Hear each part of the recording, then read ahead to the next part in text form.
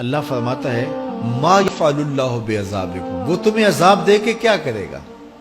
ذرا لہجہ دیکھیے، ذرا انداز، ما یفعل اللہ بعذابکم، وہ تمہیں عذاب دے کے کیا کرے گا؟ تم اس کی مخلوق ہو، اپنے دستے قدرت سے اس نے تمہیں بنایا ہے، تو وہ تمہیں عذاب دے کے کیا کرے گا؟ اس کی ضرورت نہیں ہے کہ تمہیں عذاب دے، نہ اس کی چاہت ہے کہ تمہیں عذاب دے، کوئی خود چھلانگے لگائے تو اس کی مرضی۔ فرمایا کہ ما یفعل اللہ بعذابکم، وہ تمہیں عذاب دے کے کیا کرے گا؟ ان شکرتم وآمنتم، اگر تم شکر ادا کرو اور ایمان لاؤ، تو وہ تو قدردان ہے جو کوئی اس کا شکر کرتا ہے اور جو اس پر ایمان لاتا ہے۔ تو اللہ اس کے لیے عذاب نہیں رکھا، اس کے لیے رحمتیں رکھی ہوئی ہیں۔ تمہیں دست قدرت سے بنایا ہے اور وہ تمہیں خوش دیکھنا چاہتا ہے، تمہیں خوشحال دیکھنا چاہتا ہے، تمہیں سرشار دیکھنا چاہتا ہے، تمہیں نہال دیکھنا چاہتا ہے، تمہاری زندگی کو خوشگوار دیکھنا چاہتا ہے۔ تم نے اپنے آپ کو خود اپنے اعمال کی وجہ سے مصیبتوں میں ڈالا ہے، تو کہا شکر کرنے کی عادت ڈال لو، دیکھنا پھر اللہ تعالیٰ جل شانہ کی رحمتیں تمہارے اوپر کس طرح اترتی ہیں، اس کی نوازشیں تمہارے اوپر کیسے برستی ہیں۔ توکل اگر ہم سیکھ جائیں تو توکل ایک ایسی دولت ہے کہ جو خوشحال زندگی کی ضمانت بنتی۔ جب ہم اللہ پر توکل نہیں کرتے اور ہم سمجھتے ہیں یہ سب کچھ ہماری محنت کا نتیجہ ہی ہوگا، اور نتیجہ جب نہیں آتا تو پھر ہم بے چین مضطرب ہو جاتے ہیں، اور جب ہم اس پہ توکل کر لیں تو پھر ہمارا صرف اتنا ہی کام ہے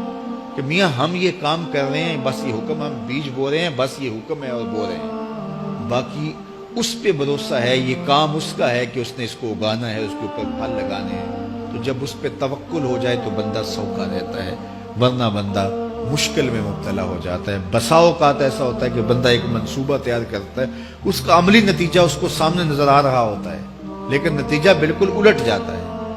سید علی المرتضیٰ فرماتے ہیں میں نے اپنے ارادوں کی شکست سے ہی اپنے رب کو پہچانا ہے،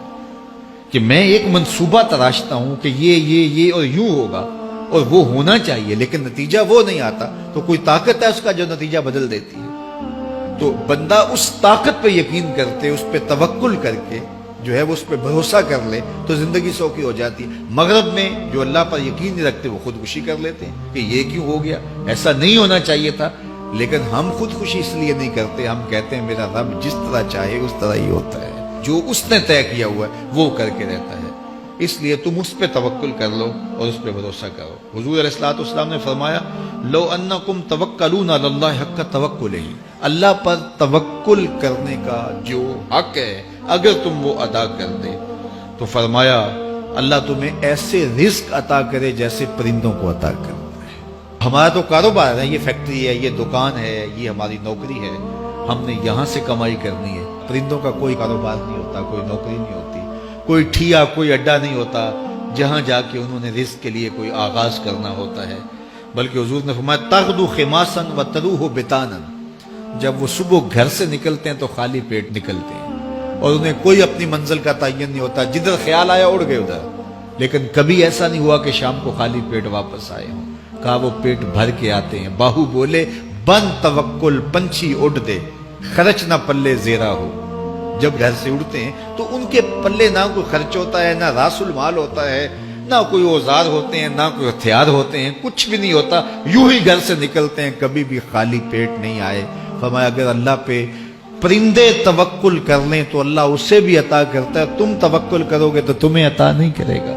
تو تمہاری زندگی سوکھی ہوگی۔ گھر سے نکلو کام کے لیے، فیکٹری کے لیے، مزدوری کے لیے، لیکن ٹینشن نہیں لینی کہ کیسے ملے گا، کیسے ہوگا، درود پڑھتے جاؤ اور مصطفیٰ کریم پہ سلام پڑھتے جاؤ، وہ تمہارے لیے رزق کے دروازے